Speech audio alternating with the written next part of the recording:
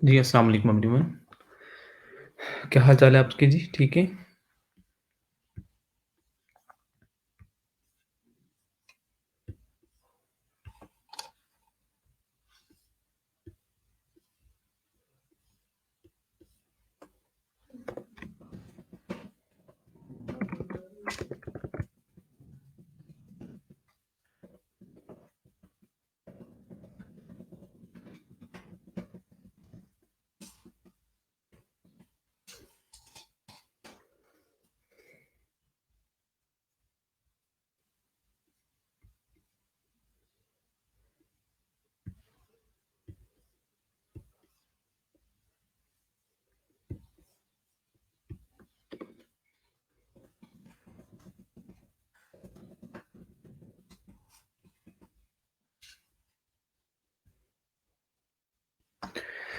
जी, बताएँ कितने लोगों ने कल वाला काम देखा है और उसमें कोई प्रॉब्लम है तो वो आप पूछ लें, वरना हम लेक्चर स्टार्ट करते हैं। आपके लेक्चर जो 1 घंटे का होगा, तो उसमें मैंने आपको मज़ीद कुछ कॉन्सेप्ट्स देने हैं, लाइक div के बारे में बताऊँगा आपको और कुछ सीएसएस की प्रॉपर्टीज़ के बारे में बताऊँगा।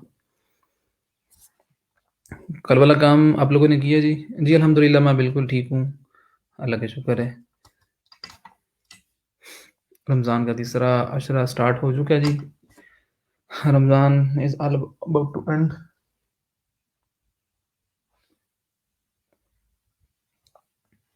बाकी आप लोग बताएँ जी, आपके एंड पे क्या चल रहा है जी? हाँ, इस वीक में हमने जो नेक्स्ट वीक आएगा उसमें हमने हमारा टारगेट है कि हमने जो फ्रंट एंड है वो कंप्लीट करनी है। तो मेक श्योर कि आप लोग इस वीकेंड को अच्छे तरीके से यूटिलाइज़ करो, ठीक है? और दूसरा आप लोग कोशिश करें कि जो मैक्सिमम आप काम करो आप वो इसी से ही रिलेवेंट करो। आपका जो एचटीएमएल, सीएसएस और हम आगे जाके देखेंगे बूटस्ट्रैप को। कल वाले काम में कोई प्रॉब्लम है तो बताएँ, वरना लेक्चर स्टार्ट करते हैं चूँकि आज टाइम कम है, 1 घंटा हमने सिर्फ लेक्चर लेना है, तो मेक श्योर कि इसमें काफ़ी चीज़ें हम पढ़ लें। बताएँ जी, अगर कोई प्रॉब्लम है तो बताएँ?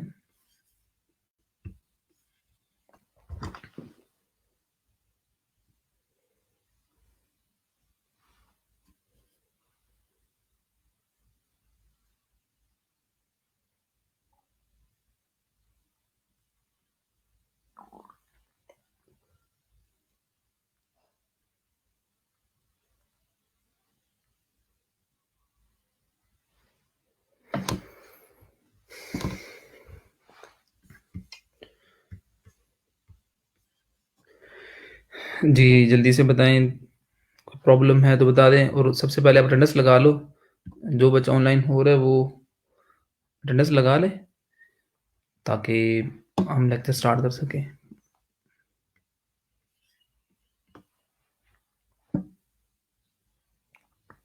अच्छा, कोई इश्यू नहीं आया आपको जी? और इश्यू तो आना चाहिए यार, ये तो गलत बात है अगर आपको कोई इश्यू नहीं आया, फिर तो गड़बड़ है। अगर आप वेरी फर्स्ट टाइम कर रहे हो और प्रॉब्लम भी नहीं आ रही, ये तो फिर सोचने वाली बात है, क्योंकि ये इसमें इश्यूज़ आने चाहिए आपको। आपने उतना काम नहीं था करना, इतना मैंने करवाया, आपने उससे हट के भी काम करना था। आज मैं आपसे 3 पेजेज़ शेयर करूँगा, 3 सैंपल्स, आपने उसको कन्वर्ट करना होगा एचटीएमएल, सीएसएस के थ्रू, ठीक है? तो फिर आई होप कि बहुत सारी प्रॉब्लम्स आएँगी आपको। कितने लोगों ने सिमेंटिक टैग्स को देखा है जी? हाँ, सही है ज़ैन अली, ज़बरदस्त। मुझे बताएँ ज़रा सिमेंटिक टैग्स में आपने कितने टैग्स देखे हैं? सारे लोग बताएँ। और किस टैग को आप किस पर्पज़ के लिए यूज़ करते हो, ये भी बताओ?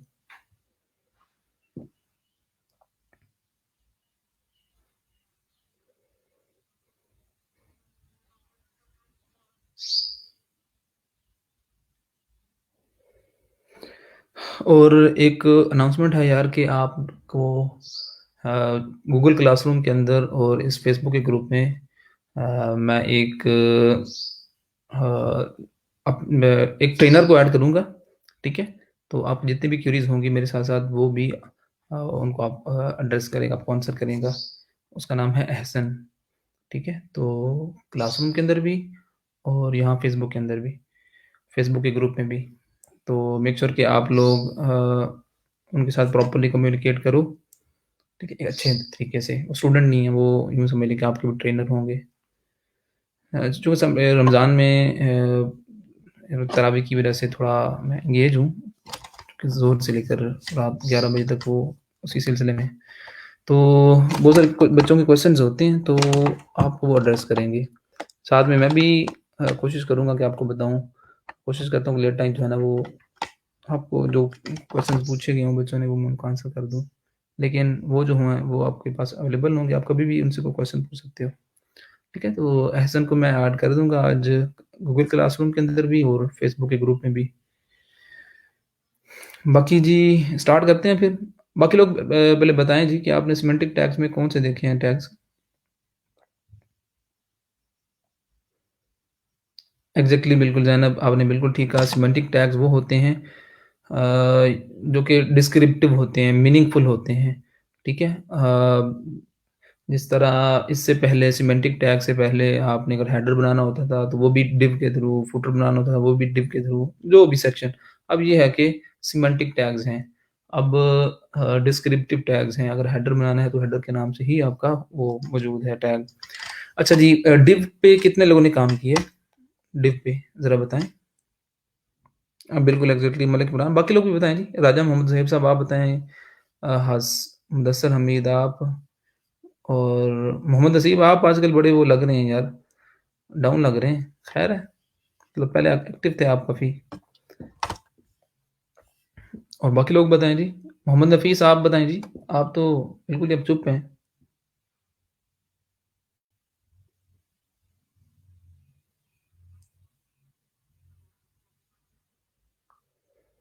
और सबसे पहले आप लगा लो अटेंडेंस, देन हम शुरू करते हैं जी। जो डिव है इसको स्टिल यूज़ किया जाता है। आप सिमेंटिक टैग्स यूज़ करते हो हेडर, फुटर, नेविगेशन बार के लिए लेफ्ट साइड पे अगर आपने कोई पैनल बनाना है उसके लिए, ठीक है? उसमें मेन के नाम से एक होता है वो भी आप यूज़ कर सकते हो, ठीक है? असाइड के नाम से एक होता है साइड बार के लिए, ठीक है? बहुत सारे और भी टैग्स हैं, लेकिन इसके बावजूद भी आप डिव को यूज़ करते हो डिविजन्स के लिए, ठीक है? तो डिव यूँ समझ लो कि इस पे अगर आपको प्रॉपर्ली इसका कॉन्सेप्ट नहीं होगा, तो जितना तंग ये टैग करता है डिव का, आपकी सोच है, ठीक है? उसमें अलाइनमेंट का बड़ा इश्यू आता है, ठीक है? तो आज हम उसको देख लेंगे और उसके साथ-साथ मैं आपको कुछ एक सैंपल हेडर क्रिएट करके बता दूँगा, क्या वो किस तरह आप क्रिएट करते हो। बाकी यार आप लोगों ने अपने एंड पे इसको ज़रूर कंटिन्यू रखना है। सिर्फ़ क्लास की हद तक जो मैं करवाऊँगा सिर्फ़ उसी पे आपने रिलाई नहीं करना। ये बात सारी सुन लो, आपने क्लास से हट के बहुत सारा कुछ करना है। 20% मेरी तरफ से है और 80% आपकी तरफ से होना चाहिए, तब जाके ये हम चल पाएँगे और बहुत सारी चीज़ें सीख पाएँगे। सिर्फ़ क्लास की हद तक रहेंगे तो बहुत पीछे रहेंगे। अच्छा जी, फीडबैक वाला कौन-सा लिंक है? कौन पूछ रहा है जी?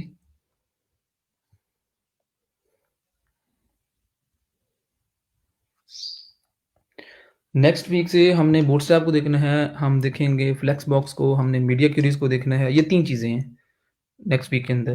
बूटस्ट्रैप, हम फ्लेक्सबॉक्स का देखेंगे और मीडिया क्यूरीज़ को देखेंगे। मीडिया क्यूरी यूज़ होगी रिस्पॉन्सिव वेब पेजेज़ बनाने के लिए, ठीक है? रिस्पॉन्सिवनेस हम तभी देखेंगे कि एक्चुअली इसमें क्या कुछ देखा जाता है। दूसरा जो बूटस्ट्रैप है, वो आप यूज़ करोगे अगेन उसको आप रिस्पॉन्सिवनेस के लिए भी यूज़ करोगे और उसके लिए स्टाइलिंग के लिए आप यूज़ करोगे। बने-बनाए आपके पास विजेट्स मौजूद होंगे, कंपोनेंट्स मौजूद होंगे, ठीक है? आपका काम बड़ा आसान हो जाएगा बूटस्ट्रैप के थ्रू। अभी जो आप काम कर रहे हो ना, ये आप यूँ समझ लो कि मैनुअली काम कर रहे हो, सारा कुछ स्क्रैच से आप काम कर रहे हो। लेकिन जब आप बूटस्ट्रैप को यूज़ करोगे तो आपको बने-बनाए विजेट्स वो शॉपिफ़ाई की ही तरह हर चीज़ बनी-बनाई है, आपने उसको बस यूज़ करना है, कॉल करना है। तो उसके अलावा हम फ्लेक्सबॉक्स को देखेंगे, फ्लेक्सबॉक्स यूज़ होता है अलाइनमेंट जो आपको इश्यूज़ आते हैं उनके सॉल्यूशंस के लिए, फ्लेक्सबॉक्स। तो ये तीनों एडवांस चीज़ें हैं, ये नेक्स्ट वीक पे हैं, लेकिन मेक श्योर कि इस वीक में आप ये सारी चीज़ें एचटीएमएल बेसिक्स, सीएसएस के जो बेसिक्स हैं वो आप कवर करो। सैंपल पेजेज़ आप बना लो। जो आप 3-4 पेजेज़ आपने बना लिए तो सारी एचटीएमएल और सारी सीएसएस के जो बेसिक कॉन्सेप्ट्स हैं वो आपके कवर हो जाएँगे। सिर्फ़ 2 से 3 अगर आपने पेज बना लिए तो। तो आई होप कि जी आप करोगे। तो मैं ज़रा देख लूँ कि क्वेश्चन पूछ कौन रहा है?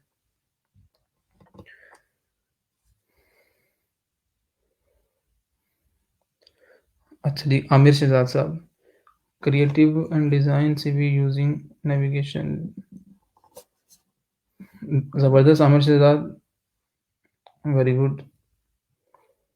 अच्छा, चौधरी हुमायूं नसीर साहब, ये लिंक फीडबैक वाला कौन-सा जी? मैंने जो लिंक आपसे शेयर किया है, वो 2 शेयर किए लिंक्स शेयर किए हैं आपसे, एक फीडबैक वाला है और सॉरी फीडबैक वाला है? Okay, okay, okay, okay. हुँ, चलें उसको मैं चेंज कर देता हूँ। Just a wait. इंडेक्स लगाने के लिए वो गूगल फॉर्म वाला करना था, तो गलती से दूसरे वाला हो गया, नो इश्यू।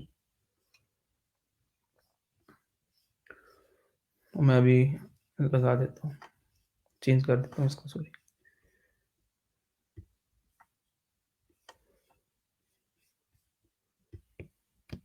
आप वैसे इसका जो लिंक है वो आप बुक मार्क कर लो अपने लैपटॉप पे, ताकि अगर कोई इस तरह की इशू आई भी सी तो आप खुद उसको सॉल्व कर लो।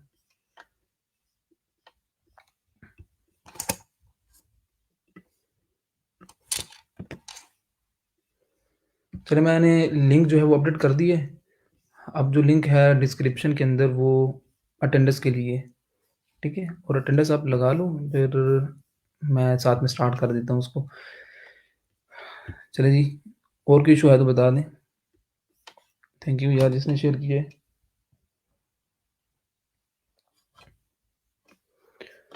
चलिए मैं स्क्रीन शेयर करता हूँ।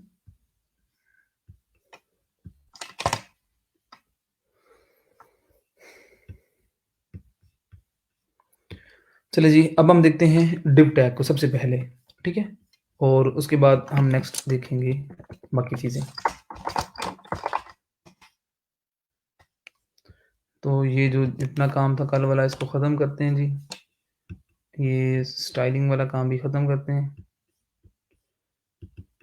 अच्छा, बूटस्ट्रैप शुरू करने से पहले आप सबको आइडिया होना चाहिए सीएसएस सेलेक्टर्स का, जो हमने कल देखे हैं। कितने तरीकों से आप एचटीएमएल के टैग्स को सेलेक्ट कर सकते हो, ठीक है? प्लीज़ इस पे काम कीजिएगा, ठीक है? ताकि अगली जो चीज़ें हैं वो आपको प्रॉपर्ली समझ आएँ।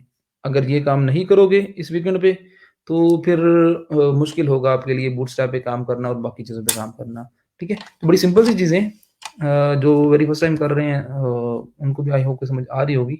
तो आप लोगों ने जो ये जो वीकेंड है इसमें फुली आपने इसी चीज़ पे काम करना है। ठीक है, मैं यहाँ से स्टार्ट करता हूँ।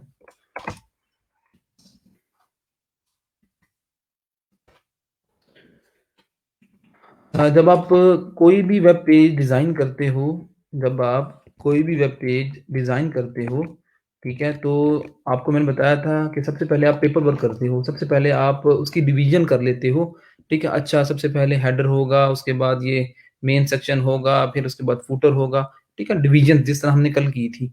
तो डिवीज़न करने के बाद आप डायरेक्ट काम स्टार्ट नहीं करोगे, आप किस वे में काम करोगे वो मैं आपको आज बताता हूँ, ठीक है? Just just await.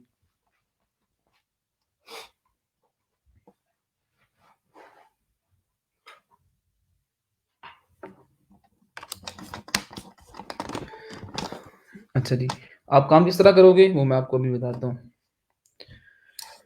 आप सबसे पहले मेन सेक्शन बनाओगे, ठीक है? सबसे पहले आप मेन सेक्शन बनाओगे। मेन सेक्शन से मुराद कि ये आपका रैपर की तरह कंसीडर होगा। रैपर आपको पता है कि जो किसी चीज़ को रैप कर रहा होता है, तो आपका जो पूरा वेब पेज होगा, पूरा वेब पेज चाहे वो किसी भी उस डिज़ाइन का हो, वो सारे का सारा आपका इस एक टैग के अंदर रैप कर रहा होगा। ठीक है? ये एक बेस्ट प्रैक्टिस है कि बजाय इसके कि आप डायरेक्ट स्टार्ट करो। फॉर एग्ज़ाम्पल सबसे पहले अगर आप हेडर बनाना है, तो आप हेडर का टैग लिखने की बजाय आप सबसे पहले एक पेरेंट टैग लिखो, ठीक है? आप वो मेन का टैग भी यूज़ कर सकते हो, आप सेक्शन का टैग भी यूज़ कर सकते हो या सिंपल आप div का टैग भी यूज़ कर सकते हो, ठीक है? तो उसके अंदर आप फर्दर काम करो, ठीक है? तो सबसे पहले हम देखेंगे div की प्रॉपर्टी को, div के टैग को कि उस पे div पे काम किस तरह किया जाता है। तो मैं वैसे कोशिश करता हूँ कि अगर हमने div पे काम करना है, तो सिमेंटिक टैग मैं यूज़ यहाँ पर ना करूँ, ठीक है? तो div के अंदर ही हम काम करते हैं। लेकिन अगेन आपने जो काम करना है वो आपने सिमेंटिक टैग्स के थ्रू करना है और नेक्स्ट वीक से जो हम काम करेंगे वो सिमेंटिक टैग्स के थ्रू ही करेंगे। अच्छा div, तो सबसे पहले आपने एक पेरेंट div बना लेनी है। अब इस div के अंदर मेरा पूरा जो वेब पेज है वो मैं उसको उसकी HTML लिखूँगा। उसमें जितने भी टैग्स होंगे वो मैं इसी एरिया के अंदर लिखूँगा। ठीक है? अगेन ये बेस्ट प्रैक्टिस है। ठीक है? तो ये आप इसको आईडी दे लो, इसको आप रैपर के नाम से भी आप कह सकते हो, बुला सकते हो या आप इसको जी कह लो कि मेन सेक्शन भी कह सकते हो, ठीक है? रैपर कह लो, मैं इसको रैपर का नाम दूँगा। अब यहाँ पर आप लोग हेडर, फुटर और पूरा वेब पेज डिज़ाइन करोगे, ठीक है? जो भी डिज़ाइन होगा, ऑब्वियसली जो डिज़ाइनर होगा, वो आपको एक डिज़ाइन देगा, एक पेज देगा, आपने उसकी कॉपी करनी है। तो यहाँ पर मैं सिंपली आपको हेडर, फुटर और मेन जो कंटेंट एरिया है, उसको मैं यहाँ पर उसका स्ट्रक्चर बना के दिखाता हूँ। मकसद क्या है डिप को अंडरस्टैंड करना। ठीक है? तो सबसे पहले मैं हेडर, चलिए इसके लिए हेडर में हेडर का टैग यूज़ कर लेता हूँ। सबसे पहले मैं हेडर बनाऊँगा, उसके बाद यहाँ पर मैं डिव का टैग यूज़ करके ये लेफ्ट पैनल होगा, ये मेरा राइट पैनल होगा और एंड पे मेरा ये ऊपर होगा। ठीक है? अब मैं किस तरह की डिवीज़न चाह रहा हूँ? फॉर एग्ज़ाम्पल सबसे पहले एक हेडर हो, हेडर, उसके नीचे 2 सेक्शंस हों, एक लेफ्ट साइड पर हो और दूसरा राइट साइड पर हो और तीसरा एंड पे एक फूटर हो। ठीक है? एक ये सिंपल सी डिवीज़न मैं करना चाह रहा हूँ ताकि हमें जो div का टैग है, वो और उसकी जो प्रॉपर्टीज़ हैं, उसकी हमें अंडरस्टैंडिंग हो सके। एक बड़ा सिंपल सी डिवीज़न, ठीक है? जिसमें एक हेडर होगा और उसके नीचे 2 सेक्शंस होंगे, लेफ्ट पैनल और राइट पैनल, ठीक है? और उन 2 सेक्शंस के नीचे एक फूटर होगा, ठीक है? तो इसकी डिवीज़न किस तरह करेंगे, हम ये देख लेते हैं। हेडर के लिए मैं हेडर का ही ये जो एलिमेंट है, टैग है, वो मैं यूज़ करूँगा। यहाँ पर मैं हेडर लिख देता हूँ। यहाँ पर मैं लेफ्ट पैनल और यहाँ पर राइट पैनल, ठीक है? और यहाँ पर ये फूटर। अब अगर मैं इसको व्यू करूँगा तो आपके सामने एक जो स्ट्रक्चर होगा वो बड़ा आपके सामने अजीब-सा ही है, ठीक है? तो अब आपने किस तरह इसको फॉर्मेट करना है, किस तरह इसका स्ट्रक्चर जो है वो आपने सेट करना है, हम इसको देखेंगे। ठीक है? div जो है ये एक ब्लॉक लेवल एलिमेंट है। ब्लॉक लेवल एलिमेंट को हमने देखा था कल कि ब्लॉक लेवल एलिमेंट्स ऐसे एलिमेंट्स होते हैं जो कि पूरी विड्थ को ऑक्यूपाई कर लेते हैं, ठीक है? अगर मैं यहाँ पर स्टाइलिंग, इनलाइन स्टाइलिंग करता हूँ, बैकग्राउंड कलर अगर मैं इसका चेंज करता हूँ, जो सबसे पेरेंट div है, इसका मैं बैकग्राउंड रखता हूँ जी ब्लैक फॉर एग्जांपल। आप देखें अब आपको नज़र आएगा कि इस div का जो एरिया है वो कितना है, वो आप देख रहे हैं आपके सामने है। अब आपको बाकी चीज़ें नज़र क्यों नहीं आ रही? क्योंकि इनके जो टेक्स्ट कलर है वो ब्लैक है, इसलिए आपको यहाँ पर कुछ भी नज़र नहीं आ रहा, ठीक है? तो अगर मैं यहाँ पर स्टाइलिंग करूँ और कलर इनका रख दूँ वाइट, ठीक है? और सेम कलर अगर मैं इसका भी वाइट रख दूँ, अगर अगर आपने सिर्फ़ एक ही प्रॉपर्टी लिखनी है, तो अगर आप एंड में सेमीकोलन नहीं भी ऐड करेंगे, तो वो काम चलेगा, लेकिन मज़ीद प्रॉब्लम से बचने के लिए आप लगा लो उसमें। उसके अलावा स्टाइलिंग अंदर अब आप देखेंगे कि आपको वो सारी डिप नज़र आ रही हैं, लेकिन अगेन जिस तरह की डिवीज़न हम चाह रहे हैं, अभी उस तरह की डिवीज़न हमें नहीं मिली कि ये इस तरह का एक हेडर हो, यहाँ पर इस एरिया में लेफ्ट पैनल हो, इस एरिया में राइट पैनल हो और नीचे फुटर हो। अगर आपके जो क्वेश्चन्स हैं ना, वो मैं एंड पे देख लूँगा, अभी मैं कमेंट बॉक्स को देख नहीं रहा, तो ये मैं एंड पे देख लूँगा, क्योंकि मेरे पास टाइम कम है, आधा घंटा तकरीबन रह गया। तो अब इसकी अलाइनमेंट किस तरह हम सेट करेंगे, किस तरह इसका स्ट्रक्चर सेट करेंगे, अब हम इसको देखते हैं। ये रैपर है, इसका इस पे हम इतना ही काम करेंगे जितना कर लिया है। अब हम बाकी जो काम करेंगे वो हम इन डिप्स के ऊपर करेंगे, ठीक है? डिप्स कह लो या ये जो चलिए इसका भी चलिए इनको भी मैं डिप में ही कन्वर्ट कर देता हूँ जी।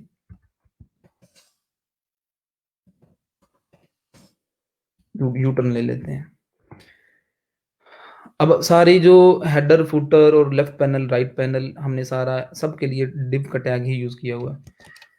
तो सबसे पहले मैं हेडर पे काम करूँगा, हेडर को सेट करूँगा और हेडर जो आपको अजीब-सा नज़र आ रहा है, इसको हम चेंज करेंगे। सबसे पहले इसका बैकग्राउंड कलर जो है ना वो चेंज कर देता हूँ, ताकि हमें आइडिया हो कि जो हेडर का एलिमेंट है, ये विड्थ कितनी ले रहा है, हाइट कितनी ले रहा है। इसको रखता हूँ रेड। अब देखेंगे कि हेडर ये है, ठीक है? और अब मैं दूसरा जो डिव है, उसका रखता हूँ कलर ब्राउन। मोहम्मद जी बताएं एंड वाले फुटर का कलर क्या रखें जी? बैकग्राउंड कलर इसका जो है वो राइट साइड पर वो हम रखते हैं येलो। मोहम्मद अजीम आपके क्वेश्चन का आंसर करता हूँ बाद में।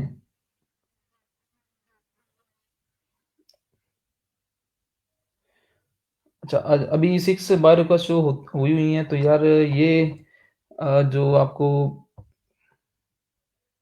ये जो रिक्वेस्ट होती है ना, ये जो ही प्रोजेक्ट अवार्ड हो जाता है, तो वो बाय रिक्वेस्ट में से वो रिक्वेस्ट जो है ना, वो रिमूव कर दी जाती है। ये आप ज़हन में रख लो। अब मोहम्मद अजीम ने क्वेश्चन पूछा कि जो एक प्रोजेक्ट की रिक्वेस्ट होती है, वो कब तक नज़र आ रही होती है, शो हो रही होती है।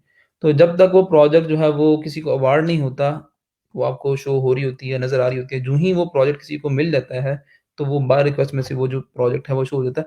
आप अगर आपने कोई बिडिंग करनी है, तो आप कर लो अभी, लेकिन फिर ये है कि लेक्चर जो है ना, वो आपका रह जाएगा। तो आप बाद में देख लेना, लेकिन अगर आप करना चाह रहे हो, तो आप बिडिंग कर सकते हो। वो जो फुटर है, उसका बैकग्राउंड कलर हम रखते हैं, क्या रखें जी? ब्राउन ब्लू रख देते हैं। अब अब ये हर डिव का जो एरिया है वो हाईलाइट हो चुका है। Header, left panel, right panel और फुटर। अब हम क्या करेंगे? अब हमने इनको प्रॉपर्ली स्ट्रक्चर्ड करना है। तो सबसे पहले मैं ये जो हमारी पेरेंट डिव है, सबसे पेरेंट डिव, ठीक है? इसको लेफ्ट और राइट साइड से मार्जिन देता हूँ। आपने कुछ वेब पेजेस देखे होंगे, बल्कि बहुत सारे वेब पेजेस ऐसे होते हैं, ठीक है? जिनमें जो वेब पेज उसका पूरा होता है, वो सारे का सारा बाउंड्री को टच नहीं कर रहा होता। यहाँ से मैं फाइवर की एग्ज़ाम्पल लेता हूँ या अपवर्क को भी ओपन करके देखता हूँ। ये अपवर्क की आप वेबसाइट देख लो। अपवर्क की जो वेबसाइट है, इसमें इसका जो कंटेंट है, आप देख रहे हो कि वो बाउंड्री के साथ टच नहीं कर रहा। लेफ्ट साइड और राइट साइड में बाउंड्री के साथ टच नहीं कर रहा। इसका जो कंटेंट है, उसको लेफ्ट साइड से और राइट साइड से कुछ स्पेस मिली हुई है, स्पेसिंग, मार्जिन मिला हुआ है। ठीक है? मार्जिन और पैडिंग को भी देख लेंगे अगर टाइम बचा तो। ठीक है? तो जितनी भी वेबसाइट्स होती हैं, उनमें अब यही चीज़ देखोगे। अब ये देखो, ये जो फाइवर की वेबसाइट है ना, आप देख रहे हो कि ये एरिया, ये इतना मार्जिन जो है, इसके कंटेंट को लेफ्ट साइड से और राइट साइड से स्पेसिंग मिली हुई है, मार्जिन मिला हुआ है, ठीक है? तो यही काम आपको हर वेबसाइट के अंदर नज़र आएगा, यही स्ट्रक्चर, यही कॉन्सेप्ट, ठीक है? जो स्ट्रक्चर कंटेंट होगा उसको लेफ्ट साइड से राइट साइड से मार्जिन मिला होगा। तो इसको आप गटर स्पेस कहते हो। जो लेफ्ट साइड से और राइट साइड से जो स्पेस मिलती है पूरे वेब पेज को, उसको आप गटर स्पेस कहते हो। ठीक है? तो मैं क्या करूँगा, मैं जो पेरेंट डिव है, ठीक है? जिसने पूरा वेब पेज कंटेन किया हुआ है, इसको मैं लेफ्ट साइड इसको मैं विड्थ दे देता हूँ, फॉर एग्जांपल 95%। ठीक है? अब 95% डिव का मतलब विड्थ का मतलब क्या है कि ये जो डिव है, ये अपने पेरेंट का 95% विड्थ लेगा। ठीक है? मैंने इसको प्रॉपर दी थी विड्थ 95%। तो ये जो डिव है जिसको मैंने प्रॉपर्टी दी है विड्थ की, ये अपने पेरेंट का 95% विड्थ लेगी। और ये जो पेरेंट इसका बॉडी है, और आपको पता है कि बॉडी का जो एलिमेंट होता है वो एक्चुअली आपकी पूरी विंडो को रिप्रेजेंट कर रहा होता है। तो यहाँ पर आपको पूरी विंडो में से आपका जो ये वाला है, ये आप देख रहे हैं कि 95% इसने विड्थ ली है, और बाकी ये गटर ये जो स्पेस है ये सारी की सारी आपको मिल रही है राइट साइड से। हम चाह रहे हैं कि लेफ्ट और राइट साइड से इक्वल स्पेस मिले। ये जो अलाइन अभी किया हुआ है लेफ्ट साइड पर ये ना हो, तो आप ये काम करते हो मार्जिन ऑटो के थ्रू। ठीक है?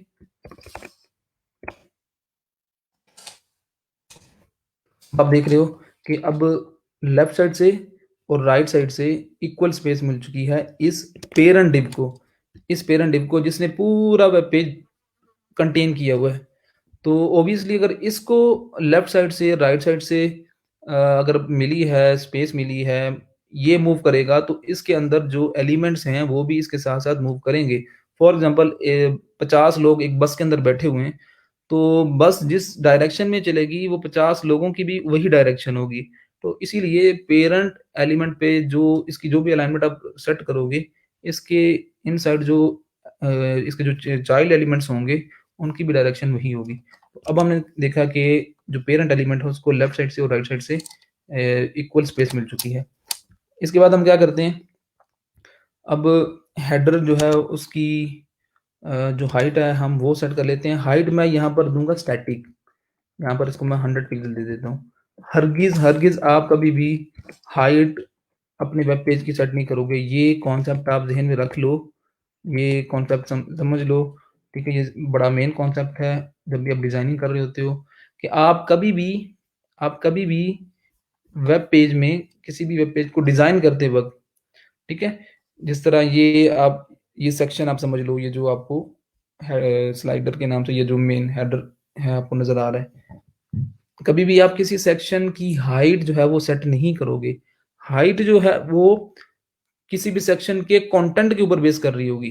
ठीक है? जो कंटेंट की हाइट होगी उसी के ऊपर उसके सेक्शन की हाइट बेस कर रही होगी। फॉर एग्जांपल इस तरह ये 5-6 लोगोज हैं, फेसबुक, गूगल और ये सारा कुछ। ठीक है? तो ये जो सेक्शन है, ये जो आपको डिवीजन नजर आ रही है जिसमें ये 5-6 लोगो नजर आ रहे हैं। ठीक है? तो इस डिवीजन की अपनी जो हाइट है वो सेट नहीं की होगी।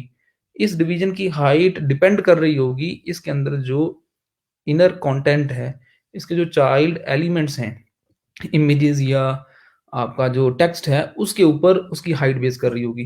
ठीक है? अब ये जो है आपको ये सेक्शन नजर आ रहा है।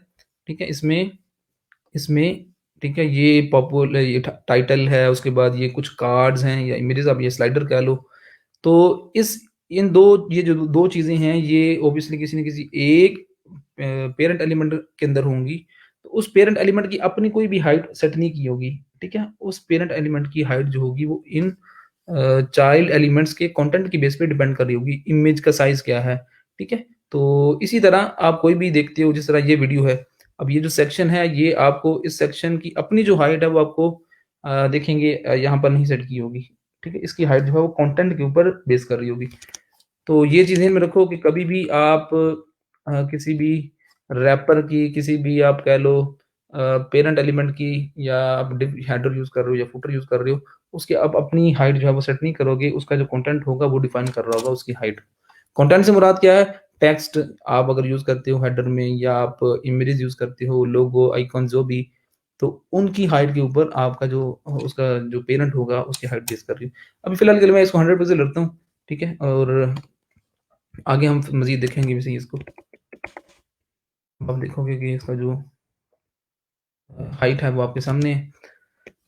अच्छा, div की एलिमेंट के अंदर जो इसकी जो प्रॉपर्टी है वो होती है, जो मेन प्रॉपर्टी है वो इसकी फ्लोट की प्रॉपर्टी है। इसको अंडरस्टैंड करना बड़ा ज़रूरी है और इसी को ही हम अंडरस्टैंड करेंगे।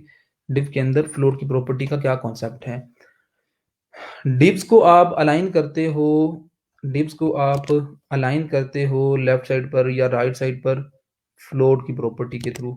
ठीक है, यहाँ पर मैं क्या करता हूँ, इस डिव को, लेफ्ट पैनल वाली डिव को मैं जो विड्थ देता हूँ वो इसके पेरेंट का 50% मैं कह देता हूँ कि ये जो डिव है, ये अपने पेरेंट का 50% विड्थ ले। ठीक है, और बिल्कुल same scenario with this element कि ये जो राइट पैनल है इसमें भी मैं क्या करता हूँ, जो विड्थ है ये 50% ही ले अपने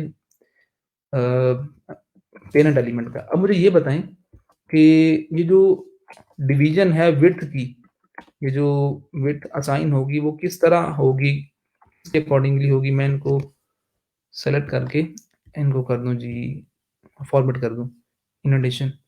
अब मुझे ज़रा बताएं कि ये जो आउटपुट दिखने से पहले बताएं कि ये जो एलिमेंट है ये विड्थ किस एलिमेंट से लेगा। ऑब्वियसली मैंने आपसे कहा है कि जब भी आप, सॉरी, ये वाले दो जो एलिमेंट्स हैं ये विड्थ जो हैं वो किस एलिमेंट से लेंगे, अपने पेरेंट एलिमेंट से। और इन एलिमेंट्स का जो पेरेंट एलिमेंट है वो ये वाली डिव है जिसने अपने पेरेंट की 95% विड्थ ली हुई है। तो अब मुझे ज़रा वर्बली कमेंट बॉक्स में बताओ कि किस तरह विड्थ जो है वो डिवाइड होगी इन एलिमेंट्स के ऊपर।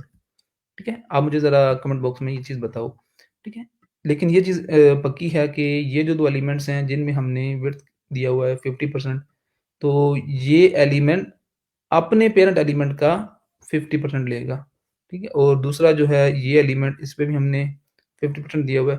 तो इन शॉर्ट के इसकी जितनी भी विड्थ होगी, इस एलिमेंट की जितनी भी विड्थ होगी 50% जो है वो इसको मिल जाएगी और 50% जो है वो इसको मिल जाएगी। ठीक है, अब अब आप देख रहे हो कि होना तो यूं चाहिए था कि ये जो डिव है जिसका बैकग्राउंड कलर है ब्राउन, ब्राउन और येलो कलर की जो डिव्स हैं ये आमने सामने होती। ठीक है, चूंकि ये ब्राउन और ये येलो, ये दो जो डिव्स हैं इनको आमने सामने होना चाहिए। ये जो येलो कलर की डिव है इसको इस ब्राउन कलर की जो डिव के सामने आना चाहिए था, लेकिन ये उसके सामने नहीं आ रही। ठीक है, तो हम क्या करेंगे कि ये जो चीज़ है आप कंट्रोल कर सकते हो फ्लोट की प्रॉपर्टी के थ्रू। ठीक है, फ्लोट ये समझने में तो बड़ा आसान है लेकिन ना समझ में आए तो ये बहुत मुश्किल चीज़ है। लेफ्ट, ठीक है, अब फ्लोट लेफ्ट, फ्लोट का मतलब क्या होता है उर्दू में, मतलब क्या होता है बताएं जरा। लेफ्ट,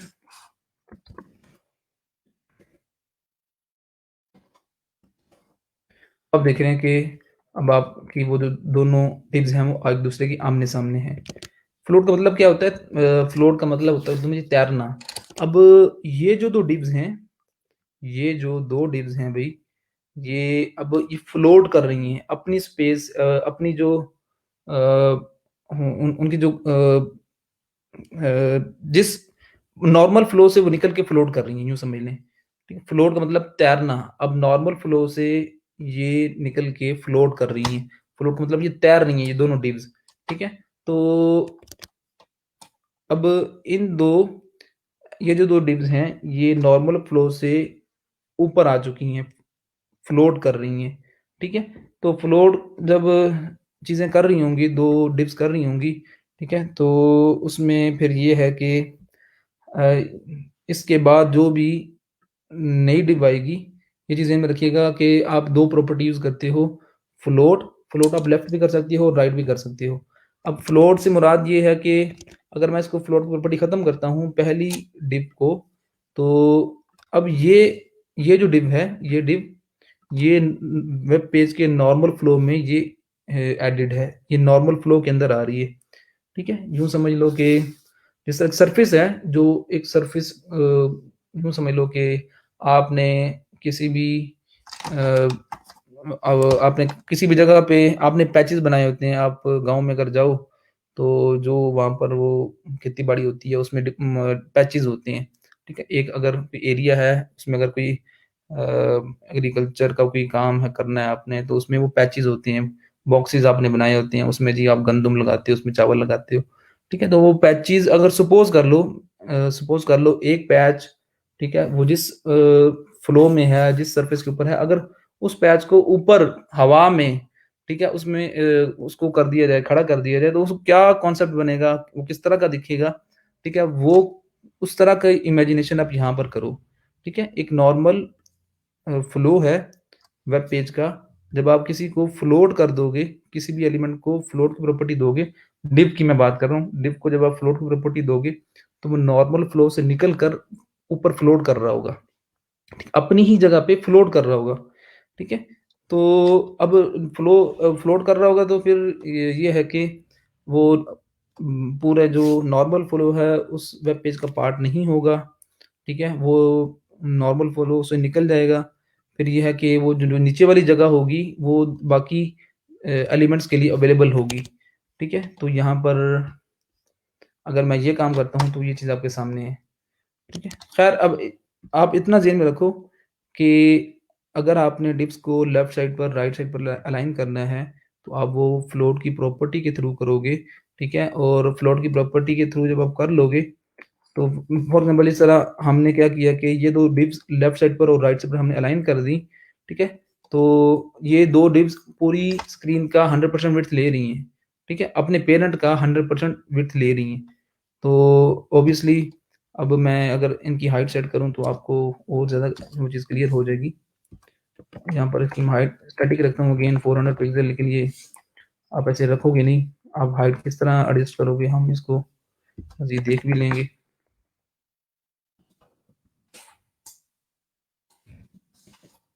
अब आप देख रहे हो कि ये दोनों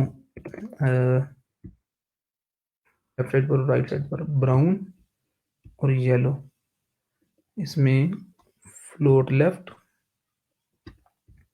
और इसको भी फ्लोट लेफ्ट करता हूँ मैं। तो ये ब्राउन और येलो आपको एक दूसरे के आमने-सामने नज़र आ रही हैं, ठीक है? तो चूँकि इन दोनों डिव्स ने अपनी पेरेंट एलिमेंट का 100% विड्थ ले ली है, तो उसके बाद जो भी डिव होगी वो आपको नीचे नज़र आएगी, ठीक है? लेकिन एक बेस्ट प्रैक्टिस आपने ज़रूर यूज़ करनी है, ठीक है? जब भी आप फॉर एग्ज़ाम्पल 2 डिव्स को 3 डिव्स को एक ही रो के अंदर रखोगे, अब यहाँ पर तो 2 डिव्स हैं।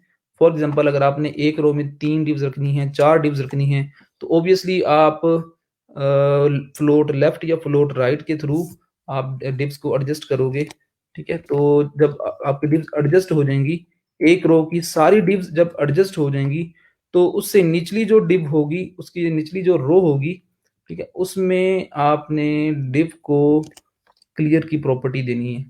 क्लियर लेफ्ट साइड से अगर वो फ्लोट की प्रॉपर्टीज ऊपर वाले एलिमेंट पे लग रही है लेफ्ट साइड पर, तो आप इसको क्लियर कर देना कि भाई ये जो डिव है इसको फ्लोट की प्रॉपर्टी ये फ्लोट ना करे, ये नॉर्मल फ्लो के अंदर ही रहे, ठीक है? अगर ऊपर वाली डिव्स को लेफ्ट की प्रॉपर्टी लग रही है फ्लोट लेफ्ट की, तो आपने क्लियर लेफ्ट कर देना है। अगर ऊपर फ्लोट राइट है तो आपने क्लियर राइट कर देना है। ठीक है, ये बेस्ट प्रैक्टिस के लिए। इसका इफेक्ट आपको यहाँ पर तो शायद नज़र नहीं आएगा, लेकिन जब आप एक्चुअली काम कर रहे होंगे तब आपको ये चीज़ करना पड़ेगी कि एक रो में जितनी भी डिव्स को आपने एडजस्ट किया है थ्रू फ्लोट की प्रॉपर्टी से, लेफ्ट किया है या राइट किया है, ठीक है? उस रो से नेक्स्ट रो पे जब आप शिफ्ट होंगे, तो सबसे पहले आपने क्लियर कर देना है कि भई ये जो फ्लो था इससे ऊपर वाली रो में लो लेफ्ट का या राइट का ये जो निचली रो है इस पे उसका कोई असर ना हो। तो आपने क्लियर की प्रॉपर्टी के थ्रू करना है। अच्छा बैकग्राउंड मैं हाइड कर देता हूँ जी 100 पिक्सल। तो एक ये सिंपल हमने एक पेज को डिवाइड कर लिया। हेडर लेफ्ट साइड पर लेफ्ट पैनल और राइट पैनल और ये फूटर। कुछ इस तरह के डिवीज़न आप भी कर सकते हो या इससे कॉम्प्लेक्स जिस तरह की भी डिवीज़न होगी, आप इस तरह कर लोगे। फॉर एग्ज़ाम्पल अगर आपने यहाँ पर 3 सेक्शंस बनाने होंगे तो आप ऑब्वियसली क्या करोगे कि आप ये ये जो 2 डिव्स हैं इसकी बजाय आप 3 डिव्स बना लोगे और आपने करना क्या है 50% की बजाय आपने जो टोटल विड्थ है उसको 3 हिस्सों में डिवाइड कर लेना, वो बनेगा अराउंड 33% बनेगा, ठीक है? तो 2 डिव्स बनाओ, 3 डिव्स बनाओ, लेकिन जो चीज़ ज़हन में रखनी है वो ये रखनी है कि फ्लोट की प्रॉपर्टी, ठीक है? जब एक ही रो में एक से ज़्यादा आप सेक्शंस बनाना चाह रहे हो, एक से ज़्यादा आप पोर्शन या डिव यूज़ करना चाह रहे हो, डिवीज़न करना चाह रहे हो एक से ज़्यादा, तो फिर ये है कि आपने पहले जो डिवीज़न है आप करोगे, आपने उसकी जो अलाइनमेंट है वो सेट करनी है, ठीक है? अगर आप डिव के थ्रू कर रहे हो, तो आप डिव को लेफ्ट साइड पर कर सकते हो अलाइन या राइट साइड पर कर सकते हो, तो ये आपके ऊपर डिपेंड करता है। तो ये एक नॉर्मल एक सिंपल सा एक डिवीज़न मैंने की है पेज। अब इसके अंदर आप क्या करोगे? अब ये जो आपका ये हेडर है। अब इस हेडर के अंदर ऑब्वियसली आपके वो नेविगेशन मेन्यूज़ आएँगे, यहाँ पर लोगो आएगा, तो वो काम आप सारे का सारा यहाँ पर करोगे, ठीक है?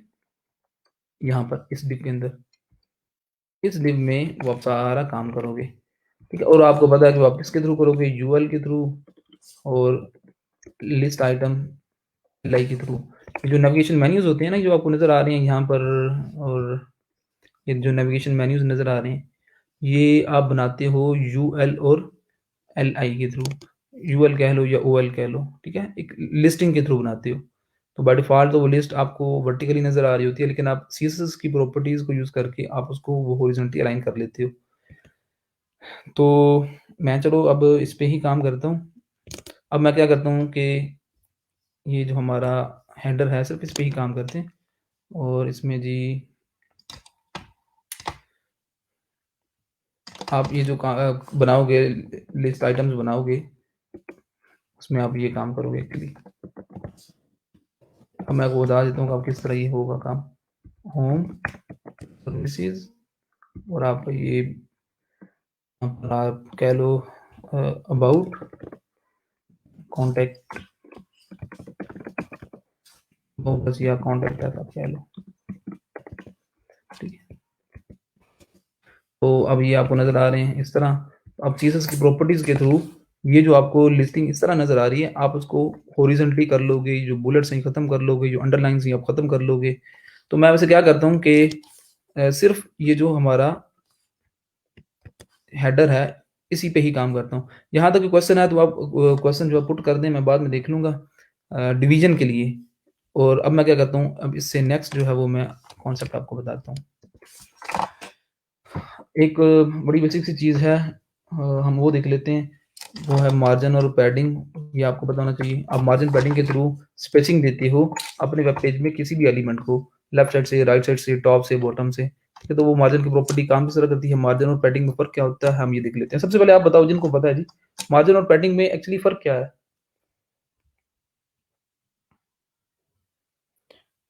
आपने अब बताएँ जी कि आप जिन्होंने काम किया हुआ है, वो बताएँ कि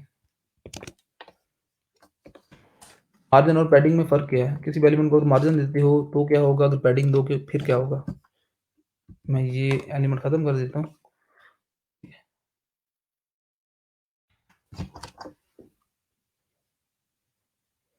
जस्ट अ मिनट।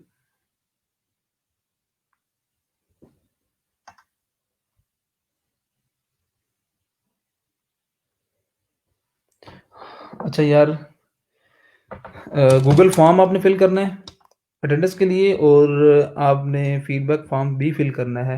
आपको पता होना चाहिए कि हर वीकेंड पे आप फीडबैक फॉर्म फिल करते हो, तो मेक श्योर कि आप ये दोनों काम कर लो, अटेंडेंस वाला भी और फीडबैक फॉर्म वाला भी। तो ये मैं आपको लेक्चर के एंड पे दोबारा आपको रिमाइंड करवा दूँगा। अभी हम देखते हैं इसको अपने काम को। अच्छा जी, हम देख रहे थे मार्जिन और पैडिंग को। यहाँ पर फॉर एग्ज़ाम्पल मैं बटन क्रिएट करता हूँ और इस बटन को मैं कहता हूँ साइन अप। अब हम अंडरस्टैंड करेंगे कि मार्जिन में और पैडिंग में फ़र्क क्या है।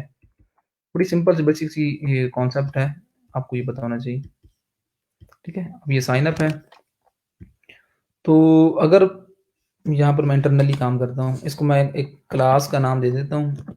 क्लास है जी ये फॉर्म की। अब मैं आपको पता है कि फॉर्म अगर आपने क्लास के थ्रू काम करना है, सिलेक्शन करनी है किसी भी एलिमेंट की, तो आप वो करोगे हेड यहाँ पर सबसे पहले जो टैग डिफाइन करोगे इंटरनली स्टाइल का और उसमें आप डॉट के थ्रू फॉर्म की जो क्लास होगी वो आप लिख दोगे। मैं इसको सेलेक्ट करता हूँ, ब्यूटीफाई करता हूँ, वो प्रॉपर्ली फॉर्मेट हो जाएगा। अब मैंने क्या करना है कि इस बटन को मार्जिन देना है और पैडिंग देना है। मार्जिन और पैडिंग में फ़र्क ये है, एक्चुअली ये दोनों चीज़ यूज़ होती हैं स्पेसिंग के लिए। मार्जिन जब आप किसी भी एलिमेंट को दोगे, किसी भी एलिमेंट को जब मार्जिन दोगे, तो वो एलिमेंट खुद मूव करेगा लेफ्ट साइड पर, राइट साइड पर या टॉप या बॉटम, ठीक है? उसको स्पेसिंग मिलेगी पूरे एलिमेंट को, वो लेफ्ट साइड से, राइट साइड से, जहाँ से आप स्पेसिंग दोगे, जहाँ से आप मार्जिन दोगे, पूरा एलिमेंट उस साइड पे, उस डायरेक्शन में मूव करेगा, ठीक है? पूरा एलिमेंट, ठीक है? फॉर एग्ज़ाम्पल मैं यहाँ पर अगर इस बटन को यहाँ पर मार्जिन देता हूँ लेफ्ट, ठीक है? मार्जिन लेफ्ट भी दे सकते हो, राइट भी दे सकते हो, टॉप बॉटम भी दे सकते हो, 30 पिक्सेल।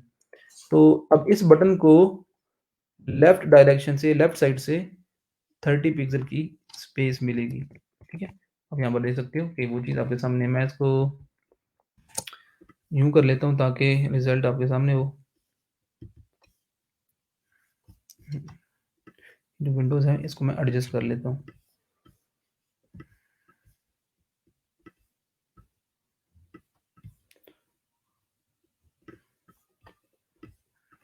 ठीक है, अब ठीक है, ये आपके सामने वो आपका विंडो है, ये बटन है। अगर मैं इसको 50 दूँगा तो आप देख रहे हैं कि लेफ्ट साइड से 50 पिक्सेल मिल रहा है। अब ये जो पिक्सेल है ये एक यूनिट है एक्चुअली। आप जब भी मार्जिन देते हो, पैडिंग देते हो, फ़ॉन्ट साइज़ देते हो, ठीक है? तो वो आप इसी यूनिट के अंदर डिफ़ाइन करते हो। इसके और भी यूनिट मौजूद हैं, हम वो बाद में देखेंगे, ठीक है? View port width, view port height, ये सारे यूनिट हैं इसके लिए भी। तो अभी फ़िलहाल हम पिक्सेल ही यूज़ करते हैं, उसके बाद हम उसको देखेंगे। तो आप देख रहे हैं कि पूरा बटन जो है वो इटसेल्फ खुद मूव कर रहा है। अगर आपको 60%, 70%, 90% दो, ठीक है? तो वो खुद पूरा बटन जो है वो शिफ्ट हो रहा है लेफ्ट साइड पर, राइट साइड पर। अगर मैं मार्जिन दूँगा इसको टॉप, तो यही बटन टॉप से मूव करेगा, इसको टॉप से स्पेस मिलेगी। अगर मैं 30 पिक्सेल करूँगा, तो आप देख रहे हैं कि वो 30 पिक्सेल टॉप से नीचे की तरफ आ रहा है। और यहाँ पर मैं 40% करूँगा, 50, 70, 90 आप देख रहे हो, ठीक है? तो पूरा बटन जो है वो खुद मूव कर रहा है। और अगर मैं मार्जिन दूँगा जी राइट साइड से, तो उसका इफ़ेक्ट आपको नज़र नहीं आएगा। क्यों? क्योंकि ऑलरेडी वो राइट साइड से बहुत ज़्यादा मार्जिन मौजूद है, तो इसलिए उसका इफ़ेक्ट आपको नज़र नहीं आएगा। लेकिन मैं यहाँ पर लिख देता हूँ फिर भी। बॉटम अगेन, बॉटम के लिए भी सेम सिनेरियो है। बॉटम से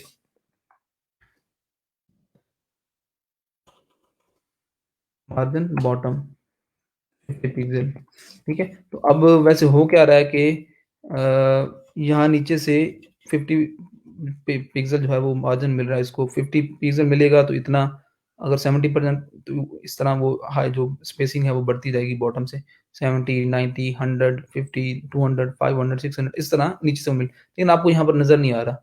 यहाँ पर नज़र क्यों आ रहा है? यहाँ से अगर लेफ्ट साइड से करोगे, टॉप से करोगे, तब वो आपको इफ़ेक्ट नज़र आएगा। ठीक है, तो ये आपने क्या किया जी कि आपने बटन को मार्जिन के थ्रू उसको आपने मूव किया लेफ्ट साइड पर, राइट साइड पर, ठीक है?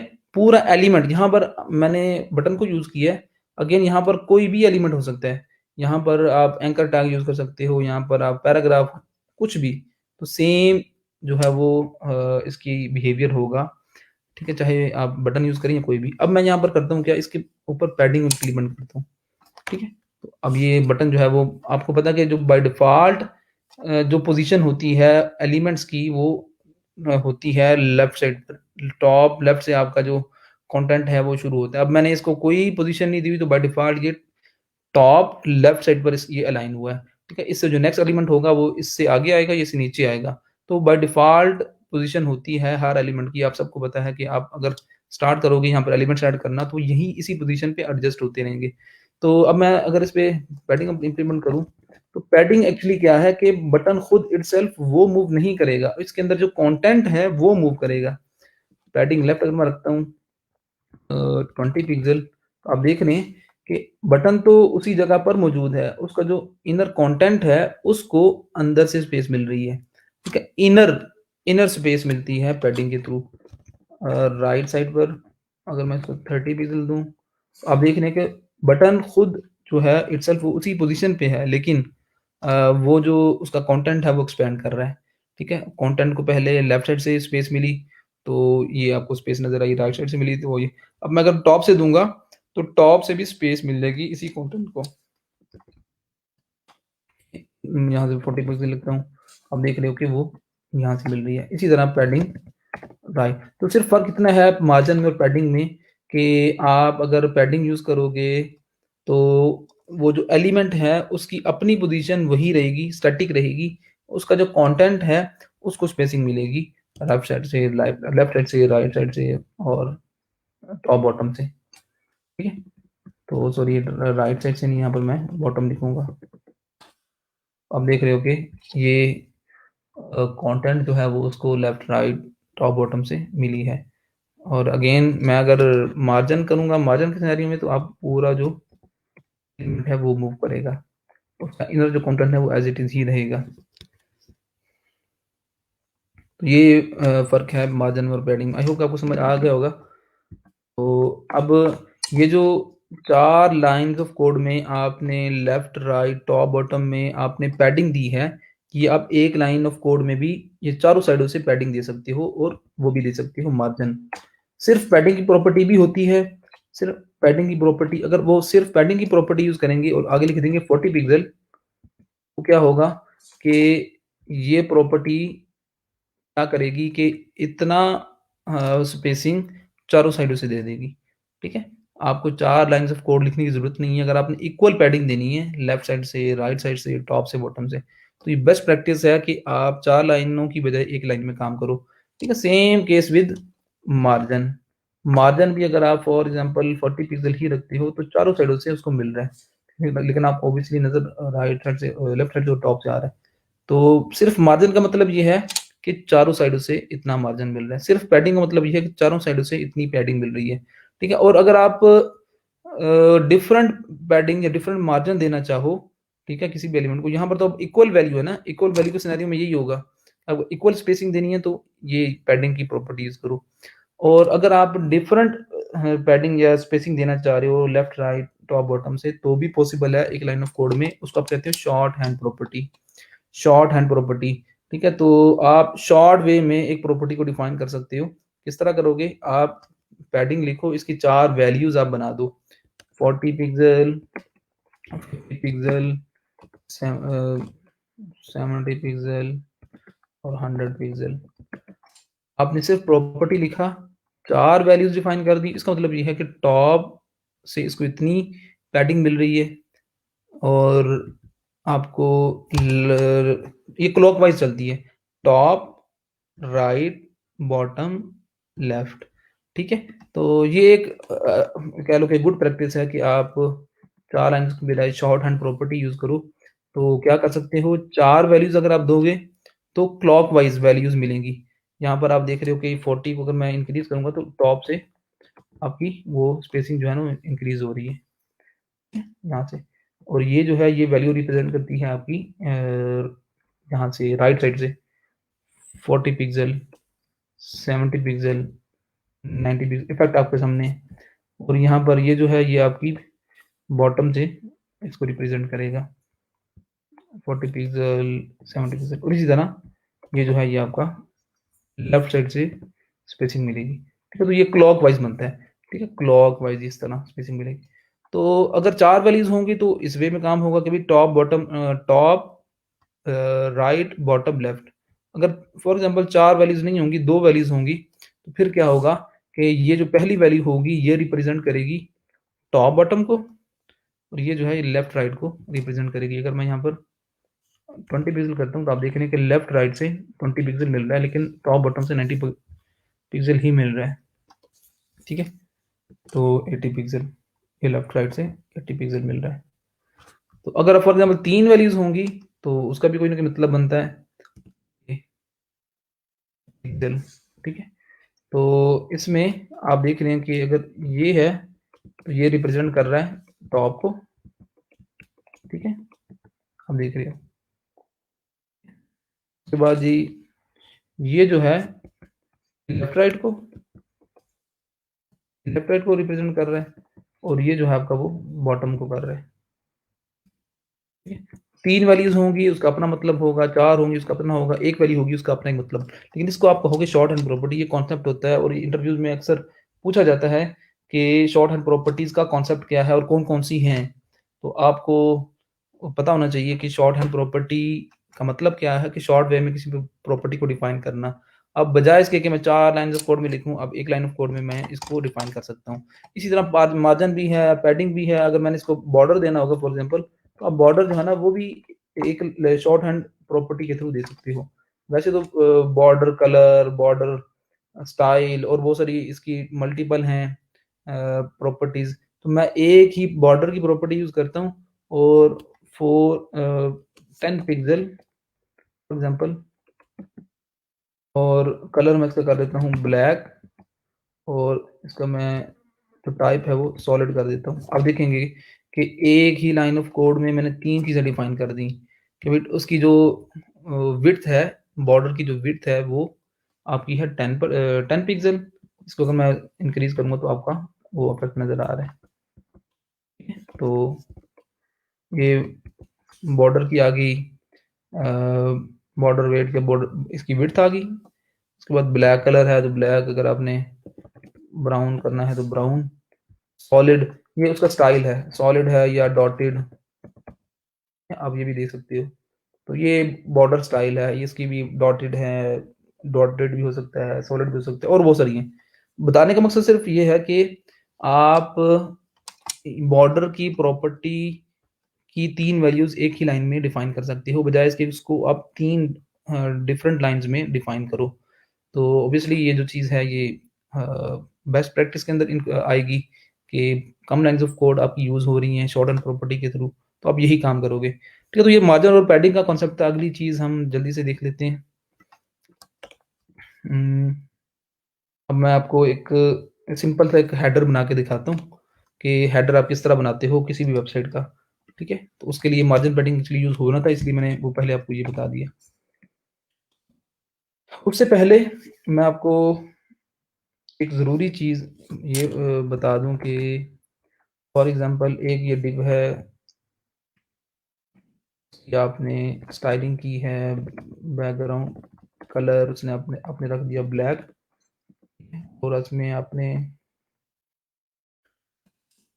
इसकी हाइट जो है वो आपने रख दी है 100 पिक्सल फॉर एग्ज़ाम्पल।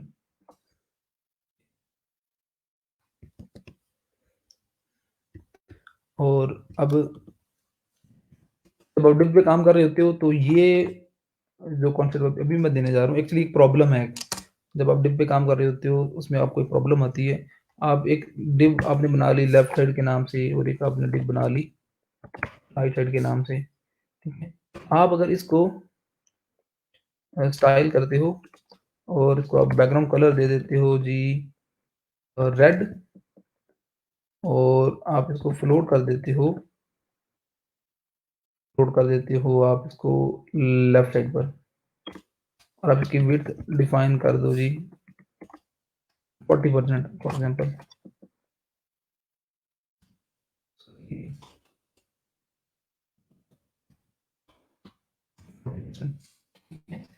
आप देखेंगे कि ये जो इसके अंदर जो लेफ्ट के नाम से एक डिव मौजूद है उसको 40% मिल रहा है अपनी पेरेंट एलिमेंट का। अगेन जब भी कोई आप वैल्यू दोगे विड्थ की, हाइट की, जिस एलिमेंट को दोगे उस एलिमेंट पे वो जो विड्थ होगी, हाइट होगी, वो अपने पेरेंट के लिहाज से दी जाएगी। ये चीज़ ध्यान में रखिएगा, ये बड़ी अहम है कि जिस एलिमेंट को आप जो वैल्यू दे रहे होंगे वो अपने पेरेंट के लिहाज से उसको वो वैल्यू मिल रही होगी। तो लेफ्ट साइड पर और यहाँ पर इसी तरह मैं ये सेम जो है ये बना देता हूँ डिव, और उसको मैं क्या देता हूँ राइट।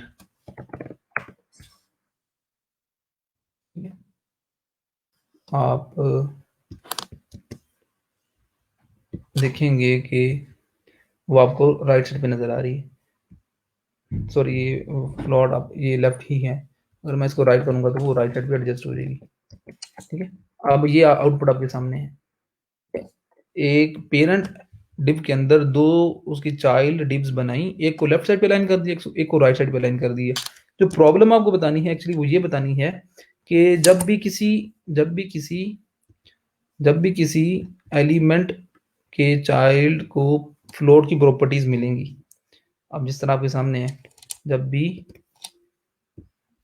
जब भी किसी एलिमेंट के चाइल्ड एलिमेंट्स को फ्लोट की प्रॉपर्टीज मिल रही होंगी, ठीक है, और अगर उन चाइल्ड एलिमेंट का कंटेंट डिफाइन नहीं होगा, ठीक है, तो आप देखेंगे कि आपको कुछ भी नजर नहीं आएगा।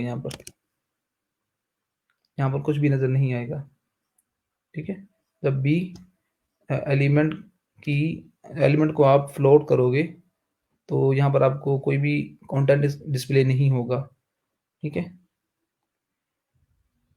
अगर आप इसकी फॉर एग्जांपल हाइट डिफाइन नहीं करते तो यहाँ पर इनविजिबल होगा, कुछ भी नजर नहीं आएगा, ठीक है। अब क्या है कि इस डिव के दो चाइल्ड डिव्स तो मौजूद हैं, ठीक है, लेकिन चूंकि इनका कोई कंटेंट नहीं है, ठीक है, कंटेंट नहीं है, तो आप देखेंगे कि यहाँ पर आपको कुछ भी नजर नहीं आएगा, ठीक है। कंटेंट ऑब्वियसली जब नहीं होगा तो वो सारी चीजें जो होंगी वो खाली खाली सी नजर आएंगी आपको, ठीक है।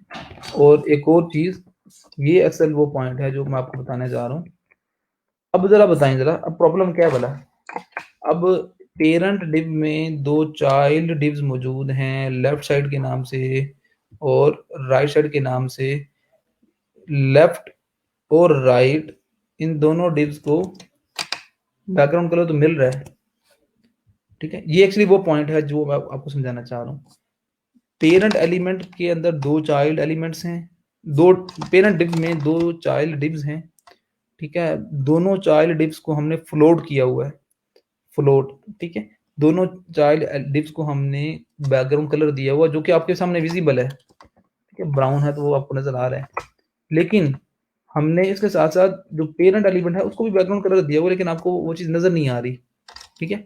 तो जब भी ये आप इस तरह काम कर रहे होंगे तो ये प्रॉब्लम आपको फेस करना पड़ेगी कि पेरेंट एलिमेंट पे आप सीएसएस की प्रॉपर्टीज इंप्लीमेंट करना चाह रहे होंगे, लेकिन वो इंप्लीमेंट नहीं हो रही होंगी। क्यों? क्योंकि इसके सारे जो एलिमेंट्स हैं चाइल्ड एलिमेंट्स, उन पे आपने फ्लोट की प्रॉपर्टी दी हुई है। तो जब भी ये सिनेरियो होगा तो एक्चुअली ब्राउजर ये कंसीडर करेगा कि ये जो एलिमेंट है ना, ये जो डिव है, इसके अंदर कुछ भी नहीं पड़ा हुआ, ठीक है। जब किसी पेरेंट एलिमेंट के सब चाइल्ड एलिमेंट्स को आप फ्लोट की प्रॉपर्टी दोगे तो चूंकि वो नॉर्मल फ्लो से निकल के फ्लोट कर रहे होंगे, वो नॉर्मल पेज का पार्ट नहीं होंगे, नॉर्मल फ्लो का पार्ट नहीं होंगे, तो पेरेंट कंसीडर होगा कि खाली है, ठीक है। अगर किसी बॉक्स में से आप कोई सारे एलिमेंट्स निकाल दो, अगर कोई बॉक्स है वो डिनर सेट है फॉर एग्जांपल, उसमें से सारे एलिमेंट्स या उसकी जो चीजें आप निकाल दो तो बॉक्स एम्प्टी कंसीडर होगा, ठीक है। तो यहाँ पर वो बॉक्स एम्प्टी कंसीडर हो रहा है। क्यों? क्योंकि उसके सारे चाइल्ड एलिमेंट्स को आपने फ्लोट किया हुआ है। फ्लोट की मुराद आपने इन चाइल्ड एलिमेंट्स को कहा हुआ है कि आप नॉर्मल फ्लो से निकलो और आप फ्लोट करो, तैरो। तो जब ये प्रॉब्लम होगी तो इसका सोल्यूशन ये है, अब ऑब्वियसली आप बैकग्राउंड कलर चाह रहे होंगे तो इसका सोल्यूशन ये है कि आप जो आपका पेरेंट एलिमेंट है उसको आप ओवरफ्लो हिडन, ठीक है। अब आप देख रहे हैं कि आपको वो बैकग्राउंड कलर नजर आ रहा है दरमियान में, ठीक है। अब आपको वो जो आप करना चाह रहे हैं एक्चुअली वो काम हो रहा है। सिंपल एक बात में रखनी है, जब भी किसी पेरेंट एलिमेंट के चाइल्ड एलिमेंट्स पे आप फ्लोट की प्रॉपर्टी लगाओगे, ठीक है, तो फिर क्या होगा कि पेरेंट एलिमेंट पे सीएसएस की प्रॉपर्टीज जो हम आपकी इंप्लीमेंट नहीं हो रही होगी, ठीक है। वो क्यों नहीं हो रही होंगी? क्योंकि पेरेंट एलिमेंट एम्प्टी कंसीडर होगा, एम्प्टी कंसीडर होगा, ठीक है। उसका सोल्यूशन क्या है कि आपने ओवरफ्लो पेरेंट को देना है प्रॉपर्टी ओवरफ्लो हिडन, ठीक है। तो आपको सोल्यूशन जो है वो आपको मिल जाएगा। अब मैं एक्चुअली वो बताना चाह, अब ये चीज़ यूज़ होनी है हेडर के अंदर। जब मैं हेडर बनाऊंगा तो मैं जल्दी से एक हेडर क्रिएट करता हूँ। अब आपने भी किसी भी नेविगेशन बार, एक्चुअली मैं बात कर रहा हूँ नेविगेशन बार, वो मैंने बनानी है तो ऑब्वियसली हेडर के अंदर होती है। तो मैं सबसे पहले हेडर का एक एलिमेंट बनाऊंगा, उसमें मैंने नेविगेशन मेन्यूज बनाने हैं। तो नेविगेशन मेन्यूज आप यूएल अनऑर्डर्ड लिस्ट के थ्रू बनाओगे। और अनऑर्डर लिस्ट के अंदर जो उसके एलिमेंट्स हैं एक्चुअली वो लिस्ट आइटम्स होते हैं।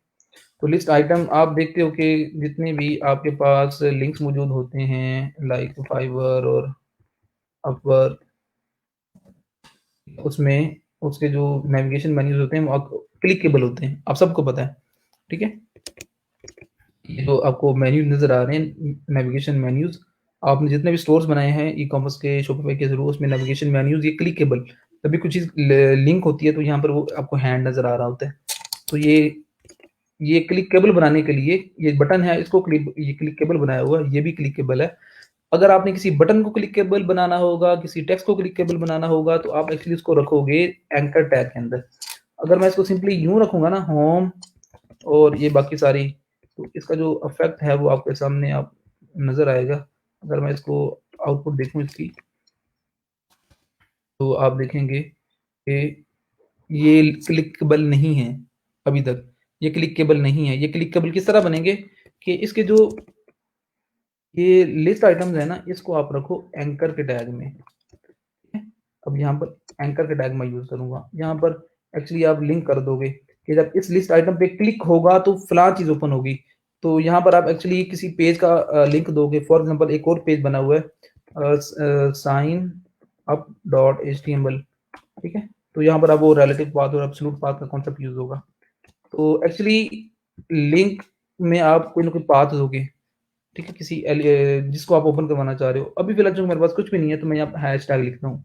हैश टैग मतलब क्लिक होगा तो लेकिन कुछ ओपन नहीं होगा, ठीक है।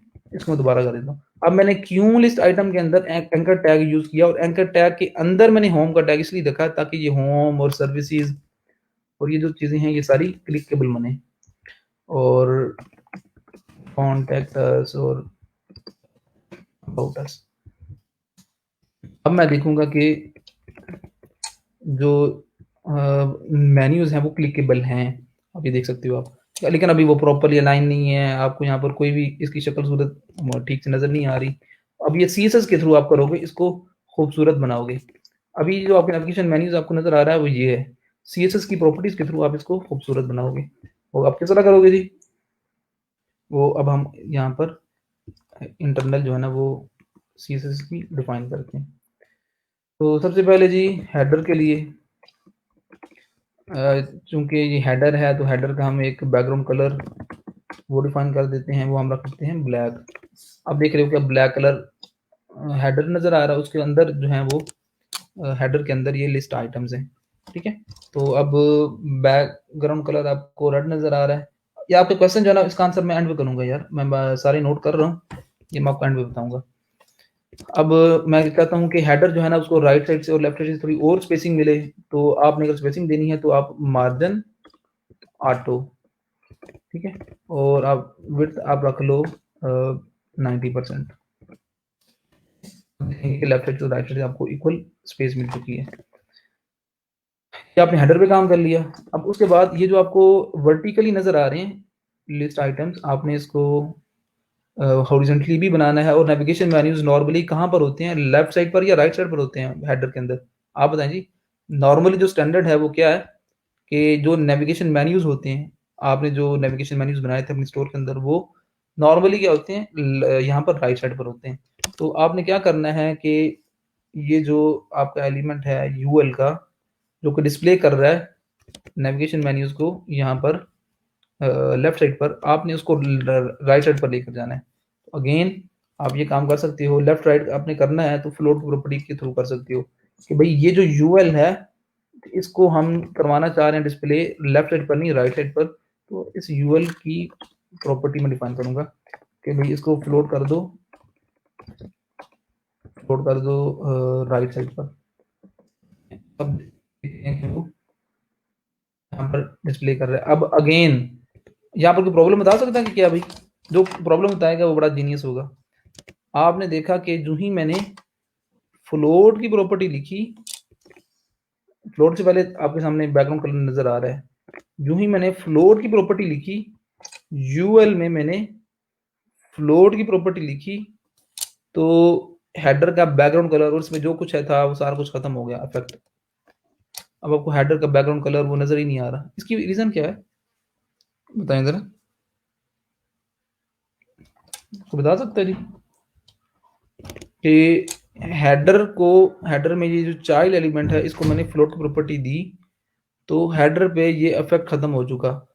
ठीक है, अब ये वही प्रॉब्लम है जो हमने इससे पहले डिस्कस किया कि किसी भी पेरेंट एलिमेंट में जब चाइल्ड एलिमेंट को आप दोगे, उसके सारे चाइल्ड एलिमेंट्स को अगर आप फ्लोट कर दोगे, अभी तो उसका एक ही है, तो फिर क्या होगा कि उस पेरेंट एलिमेंट पे जो बैकग्राउंड कलर होगा वो चीज़ आपको नजर ही नहीं आएगी। फिर क्या करना है, इसमें हमने वही ओवरफ्लो हिडन, अब आप देखेंगे कि वो आपको नजर आ रहा है। ठीक है, तो ये बात ध्यान में रखिएगा जब भी कोई आपको प्रॉब्लम है, वरना ये बहुत टाइम टेकिंग चीज़ है ये प्रॉब्लम। अब मैंने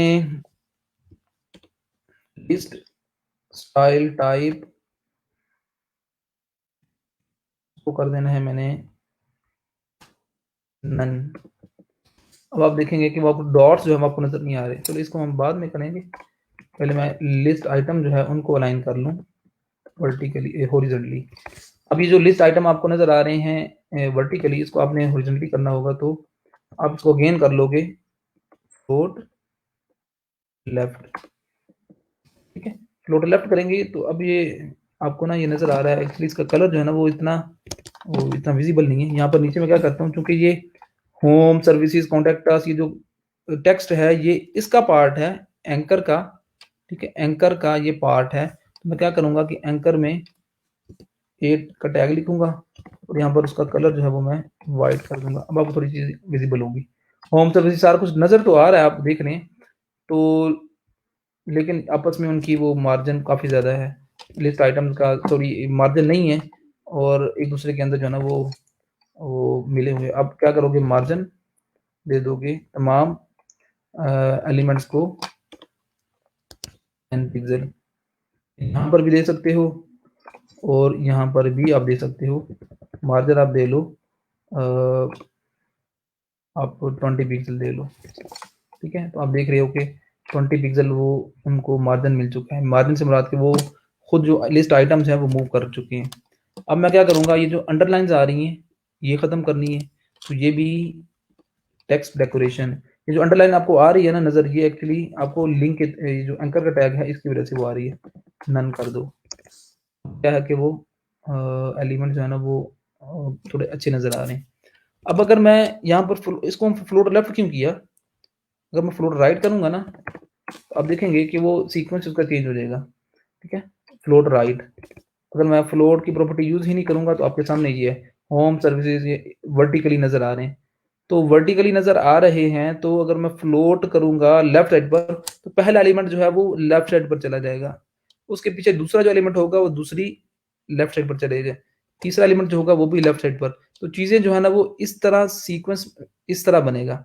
अगर मैं यहाँ पर करूंगा ना फ्लोट राइट, लिस्ट आइटम्स को फ्लोट राइट करूंगा, तो सबसे टॉप का जो एलिमेंट होगा वो पहले राइट साइड पर जाएगा, उसके पीछे सारे एलिमेंट्स जो है वो उसके पीछे पीछे एडजस्ट होते जाएंगे, तो होम सर्विसेज कुछ इस तरह आपको सीक्वेंस मिलेगा। अगर लेफ्ट करूंगा तो यहाँ से यूं समझ लो कतार आपने बनानी है, अगर तो जो सबसे पहले वाला बंदा होगा वो जिस डायरेक्शन में जाएगा उसी डायरेक्शन में पूरी वो जो कतार है वो बनेगी। तो मैं यहाँ पर क्या करूंगा, फ्लोट मैंने किया लेफ्ट करूंगा मैं। ठीक है, तो आपको क्या होगा कि होम सर्विस सारा कुछ नजर आ रहा है। अब मैं थोड़ा सा शशके के लिए क्या करता हूँ कि जब इस माउस ओवर हो तो बैकग्राउंड कलर जो है ना वो थोड़ा सा चेंज हो जाए। तो माउस ओवर किस पे करना है एक्चुअली, ये एंकर टैग के ऊपर। ठीक है, क्योंकि एंकर में होम लिखा हुआ एक्चुअली हमने, तो यहाँ पर मैं क्या करूंगा कि जब एंकर टैग पे माउस ओवर हो, ये कौन सी क्लासेस थी जरा बताएं, ये ओवर और एक्टिव और क्लिक, ये सारा कुछ हमने जो कल देखा था, इसको आप क्या कहोगे, ये क्या चीज है बताओ आप लोग। मैं माउस ओवर करता हूँ कि माउस जब ओवर हो तो जो बैकग्राउंड कलर है वो हो जाए जी वाइट। माउस ओवर करें तो बैकग्राउंड कलर वाइट हो जाए, लेकिन बैकग्राउंड कलर वाइट हो तो टेक्स्ट कलर जो है वो उसका ब्लैक हो जाए, कॉन्ट्रास्ट बने। अब ये टेक्स्ट कलर भी वाइट है, बैकग्राउंड कलर भी वाइट है, आपको कुछ भी नजर नहीं आ रहा, यहाँ पर मैं क्या करूंगा, कलर जो है वो ब्लैक कर दूंगा। अब ये आपको नजर आ रहा है, लेकिन अब ये अगेन उतना अच्छा नजर नहीं आ रहा। आप क्या करोगे, तो ये जो वाइट स्पेसिंग है, जो बैकग्राउंड कलर का वाइट नजर आ रहा है आपको, आपने अगर इसको ज्यादा करना है, ठीक है, तो ये चीज हमने वो पैडिंग के अंदर देखी है कि कंटेंट को अगर आपने स्पेसिंग देनी है चारों साइडों से तो आप उसको पैडिंग के थ्रू कर लोगे। तो पैडिंग मैं यहाँ पर करता हूँ जी 10 पिक्सल। अब यहाँ पर आप देख रहे हो कि वो चीज़ आपको नज़र आ रही है, ठीक है? तो अब ये चीज़ अच्छी लग रही है। तो मज़ीद इसमें जो आप काम कर सकते हो, वो ये कर सकते हो कि पैडिंग जो है इसको आप 20 पिक्सल दे लो। यार इतना काम बताना मकसद था आपको। अब आपने टाइम काफ़ी हो चुका है। आप इसी तरह ही कुछ डिफ़ाइन करोगे, डिज़ाइन करोगे अपना हेडर जो है, हेडर में नेविगेशन मेन्यूज़। तो मज़ीद हम इस पे काम करेंगे बूटस्ट्रैप के थ्रू भी। बूटस्ट्रैप के थ्रू हम नेविगेशन मेन्यूज़ बनाना सीखेंगे, लेकिन आपको मैनुअली भी बनाना आना चाहिए। तो अब मैं जो आपको असाइनमेंट्स दूँगा, आपने उसमें जो ये नेविगेशन मेन्यूज़ बनाने हैं, आपने वो इसी यूएल के थ्रू और एलआई के थ्रू ही आपने बनाने हैं। तो आई होप कि आपको चीज़ें समझ में आ रही होंगी। अब मैं आपके क्वेश्चन जो है ना वो मैं देख लेता हूँ। ये क्वेश्चंस क्या कुछ थे? अच्छा जी।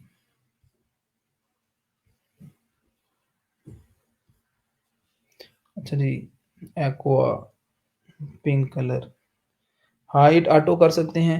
हाइट ऑटो, ऑटो का मतलब यही है, ज़ाहिद महमूद आपने जो क्वेश्चन पूछा है हाइट को ऑटो कर सकते हैं। तो ऑटो से मुराद यही है कि उसका जो कंटेंट होगा उसकी बेस पे आपका हाइट अगर डिफाइन हो रहा होगा तो ऑटो ही होगा। ठीक है, और उसके बाद जी डिव रैप 90% का 50% ठीक हो गया, आपने आंसर सही दिए।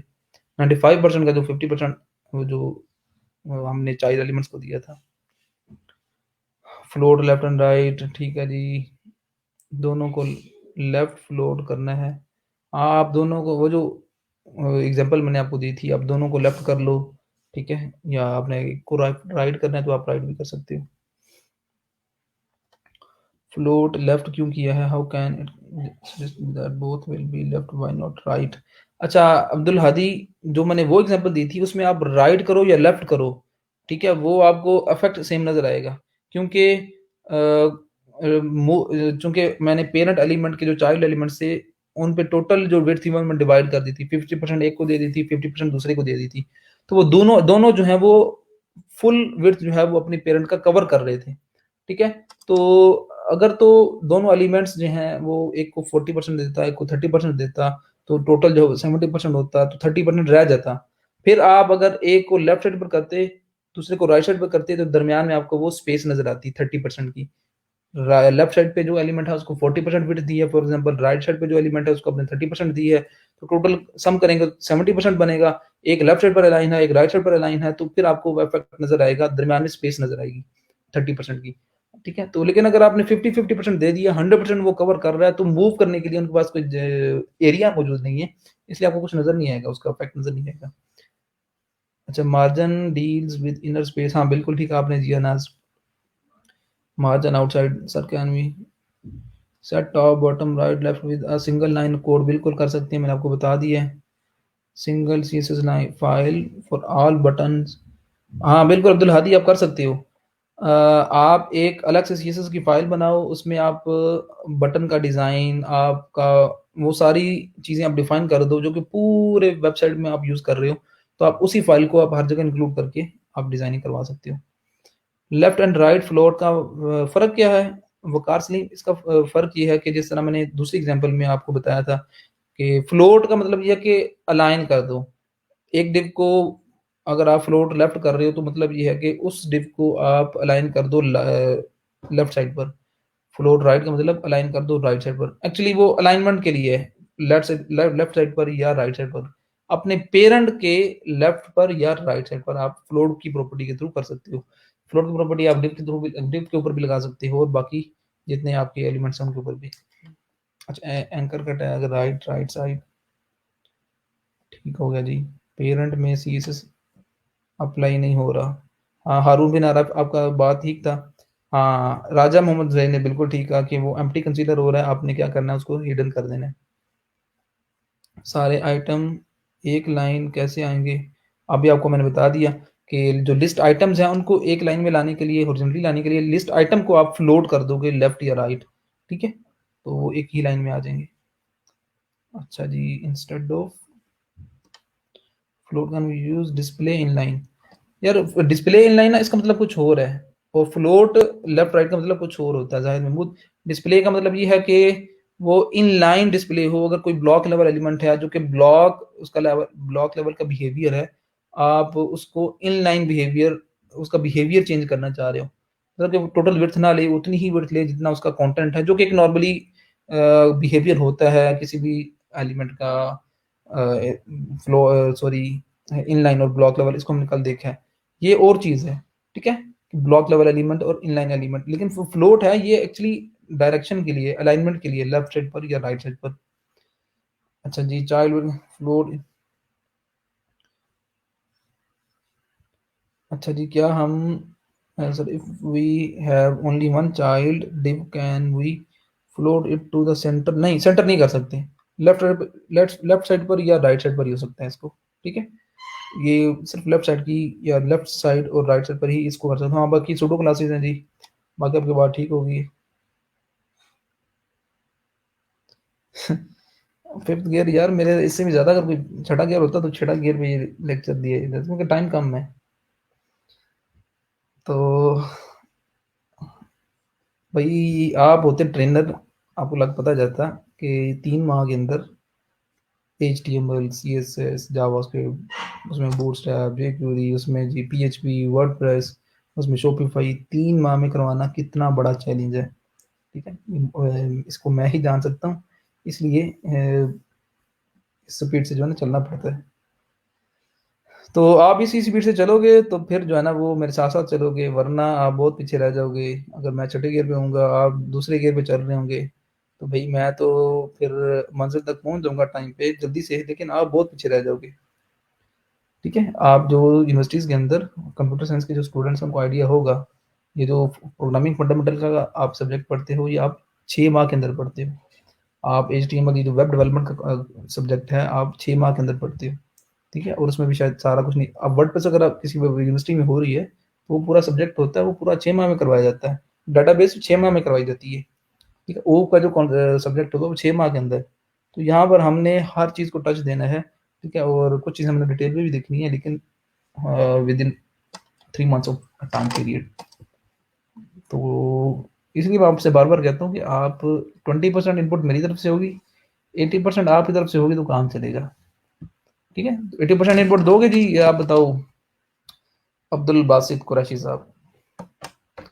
ठीक है, आप अब आपके असाइनमेंट जो है वो मैं अपलोड कर दूंगा क्लासरूम के अंदर, और अगेन मैं एहसन को ऐड कर दूंगा, वो एज अ असिस्टेंट ट्रेनर के तौर पर वो काम करेंगे, आपके वो क्वेरीज को रिजॉल्व भी करेंगे।